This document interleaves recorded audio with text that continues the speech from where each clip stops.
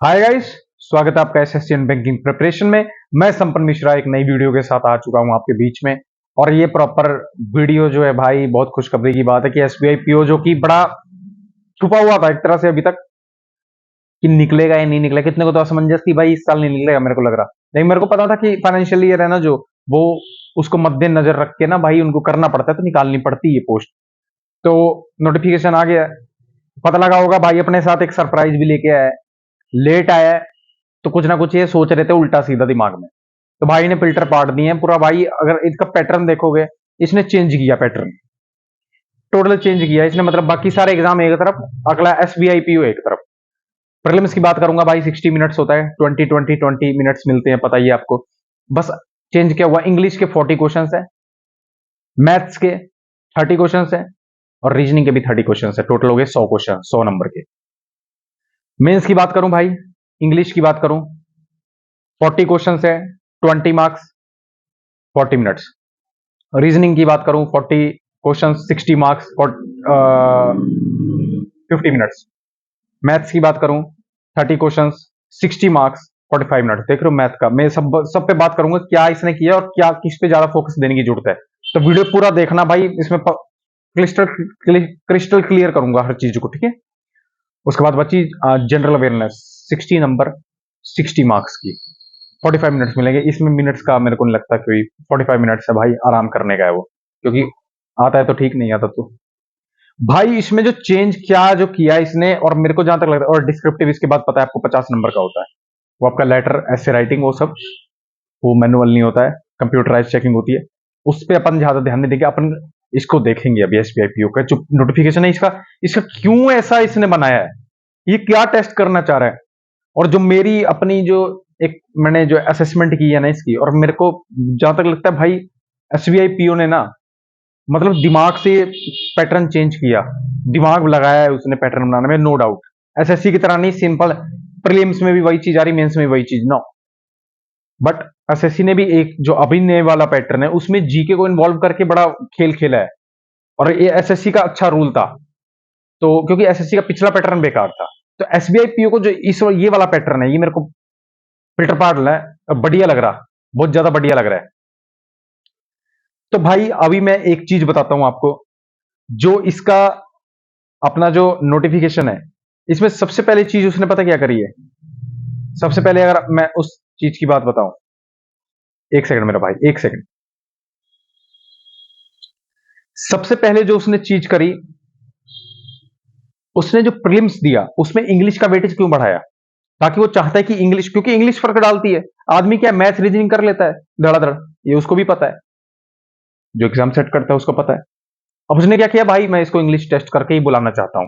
मैं नहीं चाहता ये मैथ इंग्लिश मैथ रीजनिंग करके आ जाए यहाँ पे, मेरे को नहीं चाहिए। पहले मेरे को इंग्लिश टेस्ट करवानी, तभी ज्यादा वेटेज इंग्लिश का डालने का मतलब यही है।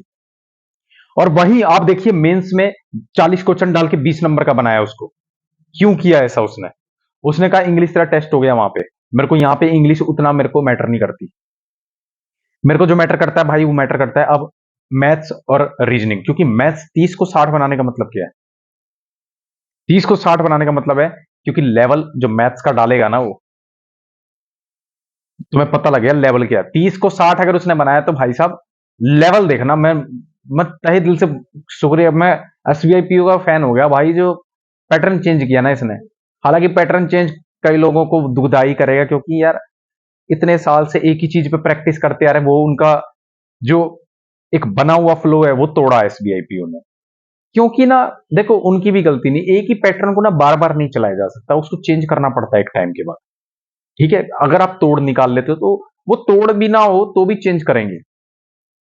बदलाव प्रकृति का नियम है, बदलाव होते हैं। तो इस पे अपन ज्यादा, इस पे कुछ नहीं कर सकते। एसबीआई पीओ अपनी बॉडी है, उसने अपना दे दिया है, अब अपने को अपना देना है बेस्ट, 100% तैयारी करनी है फुल। और इस बार अपन मैथ्स, और देखो मैथ्स रीजनिंग पे ध्यान तो देना है, लेकिन इंग्लिश को नहीं छोड़ना। पता है क्यों? ये ऐसा ना हो, क्योंकि वो ऐसा होगा कि इंग्लिश की वजह से प्रीलिम्स ना निकले, मेंस देने का मौका ही ना मिले, फिर उसका भी कोई फायदा नहीं मेरा भाई।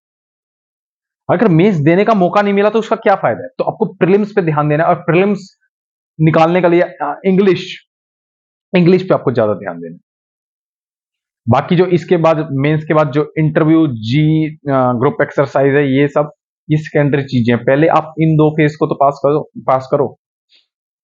बाकी ये तो बाद में बात है। मेन जो धुरंधर जो एग्जाम दो हैं, जो प्रीलिम्स और मेंस, इसको निकालना है। इंग्लिश पे आपको भाई कमांड लेनी पड़ेगी। और जितने सोच रहे कि इंग्लिश के बिना निकल जाएगा पेपर, भाई वो जमाने गए। पहले क्या हुआ करता था, ये एसएससी में पहले हुआ करता था भाई, जीके के बिना निकल जाता था। क्योंकि जो मैथ्स में तगड़ा होता था वो इंग्लिश करके भी मैथ्स में 200/200 मार ले, इंग्लिश में एक अबव एवरेज कर ले, मतलब 150 160 पोस्ट ले जाता था। जो जीके पढ़ता था उसका कोई फायदा ही नहीं। अब उसने वो कर दिया और यहाँ पे इसने ये कर दिया, इंग्लिश को बढ़ावा दे दिया। इंग्लिश को इसने मतलब इसने इंग्लिश को बढ़ावा नहीं दिया, इसने इंग्लिश को सिर्फ एक प्रीलिम्स में बढ़ावा दिया, बाकी मैथ्स और रीजनिंग को बढ़ावा दिया मेंस में। प्रीलिम्स और मेंस दोनों में इसने कहा कि तुम मेरे को एफिशिएंट बंदा चाहिए जो तीनों का मास्टर हो एक तरह से, और जीके भी डाली 60 नंबर की जो डिसाइडर है। तो बोलूंगा कि जो जीके है भाई 6 महीने की पढ़ना शुरू कर दो अभी से। अगर नहीं पढ़ी शुरू की है तो, पढ़नी शुरू की है तो अभी से पढ़ना शुरू कर दो, क्योंकि बाद में चल के टाइम नहीं मिलता। और मैथ्स के लिए अब आप फॉलो करेंगे हर्षल सर, और एक और सर है अपने, कौन से हैं वो, स्टडीफाइड के हैं, वो भी बढ़िया है, आशीष अरोड़ा सर। उनको फॉलो करेंगे आप मैथ्स के लिए। बढ़िया मैं मानता हूँ इन मेंटर्स को। और मैं इंग्लिश निमिषा मैम को मैं अच्छा मानता हूँ, मैं बार बार बोलता हूँ वीडियोस में भी। तो आप इंग्लिश के लिए उनको प्रॉपर फॉलो करेंगे। रीजनिंग के लिए जिसको आप प्रॉपर फॉलो करेंगे यार, एक आर्ट ऑफ रीजनिंग चैनल है, एक वेटरन है। वेटरन अगर आपने चैनल फॉलो किए तो वेटरन मेरे को नहीं लगता वहां से बाहर जाने की जरूरत है। Veteran best in reasoning. और जीके की बात करें भाई, देखो जीके अभिजीत मिश्रा सर को भी फॉलो कर सकते हो, बट आप करंट अफेयर्स बनाओ, पूरा करंट अफेयर्स बनाओ 6 महीने का। भाई एक्सपीरियंस बोलता है। अब करंट अफेयर 6 महीने का अगर अच्छे से पढ़ लिया ना, अब मंथली पहले अड्डा की पीडीएफ मंथली वाली वो पढ़ो, डेली वाली भी पढ़ो, वीकली भी पढ़ो। पढ़ना ही है भाई, पढ़ो ज्यादा से ज्यादा, मतलब मैक्सिमम आप पढ़ो। पहले आप मंथली को निपटाओ। मैं नहीं बोलता डेली पढ़ो, क्योंकि डेली वाली टफ होती है, मेरे को पता है यार, डेली नहीं पढ़ सकता यार कोई भी। बोलने की बात है, डेली पढ़ रहा हूँ डेली पढ़ रहा हूँ, मेरे को पता है कुछ नहीं पढ़ रहा, वो दिखावा होता है। डेली नहीं पढ़ सकते आप उसको, मंथली वाली पकड़ो, उसको पढ़िए, बार बार पढ़िए, रिवाइज करिए, क्योंकि जीके गेम चेंजर है। और इंग्लिश के लिए एडिटोरियल पढ़िए, देखिए रोज न्यूज़पेपर जरूर पढ़िए, इससे आपका कॉम्प्रिहेंशन बिल्ड होगा। मेरे को वो चाहिए, कॉम्प्रिहेंशन चाहिए मेरे को।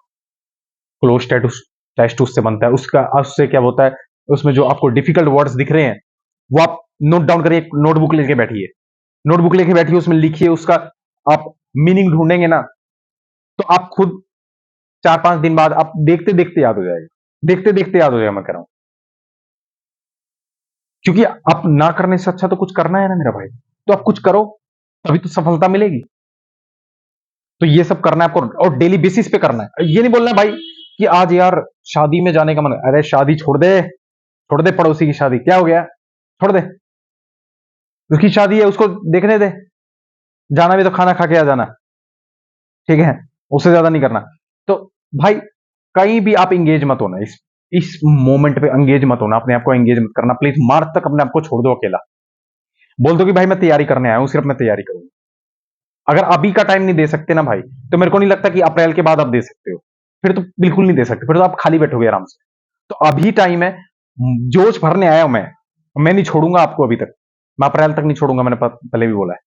तो मैं इसलिए बार बार आ रहा हूं कि भाई तुम्हारे को एहसास दिलाऊं कि तुम कितनी चीजों को बोल रहे।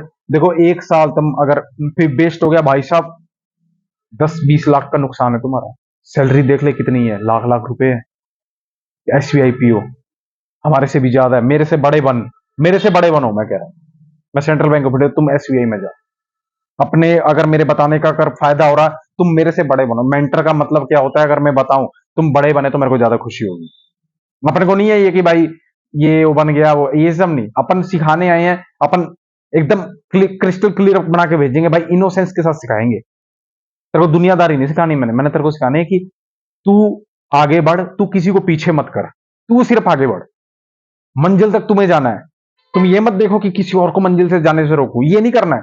खुद देखो कि मैं जा रहा हूं कि नहीं, ये नहीं देखो दूसरा क्या कर रहा है, तुम खुद क्या कर रहे हो ये देखना पहले, ठीक है। तो एसबीआई पीयू का जो नोटिफिकेशन बड़ा जबरदस्त है, और मोटिवेशन का कारण है एक, ये मोटिवेशन का कारण है बहुत बड़ा।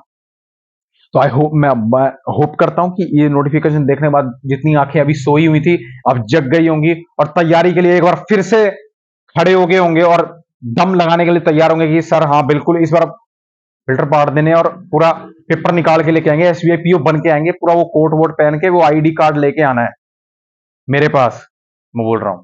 और तब मेरे को खुशी होगी इतनी ज्यादा कि अपने सिखाए हुए बालक बने हैं भाई, सिंसियरिटी के साथ बने हैं और मेहनत के साथ बने हैं।